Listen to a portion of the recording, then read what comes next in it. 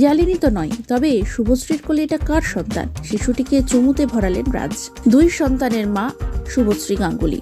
ইউভান ইয়ালিনীকে নিয়ে সুখের সংসার রাজ শুভশ্রী। আর এবার সিনেমার পর্দাতেও সন্তান নিয়ে হাজির টলিপাড়ার এই জনপ্রিয় দম্পতি।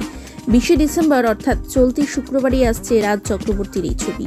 তার আগে 18 ডিসেম্বর বুধবার সেই ছবির প্রচারই শুভশ্রীকে নিয়ে হাজির ছিলেন রাজ।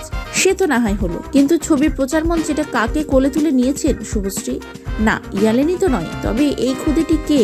জানা গিয়েছে ছবির প্রচারে গিয়ে উপস্থিত দর্শকদের কাছ থেকে ছোট্ট শিশুকে কোলে তুলে নেন শুভশ্রী।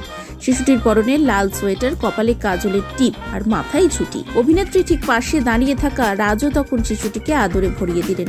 সন্তান সম শিশুটির পিঠে হাতে চুমু খেয়ে স্নেহ আদরে ভরিয়ে দিলেন রাজ। এরপরে ফের মঞ্চের সামনে গিয়ে আবার মায়ের কোলে সেই শিশুকে ফিরিয়ে দিলেন অভিনেত্রী। শিশুটি তখনও তার দিকে ফ্যাল করে বিস্ময়ে দেখতে থাকলো। রাজ শুভশ্রীর সুন্দর এই মুহূর্তের ভিডিওটি আদরে ভরিয়ে দিয়েছেন নেটিজেনরা।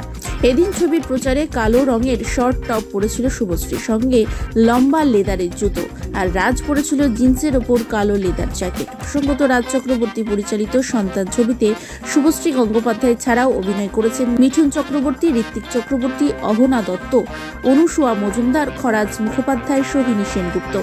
SVF এন্টারটেনমেন্টের ব্যানারে মুক্তি পাচ্ছে এই ছবিটি।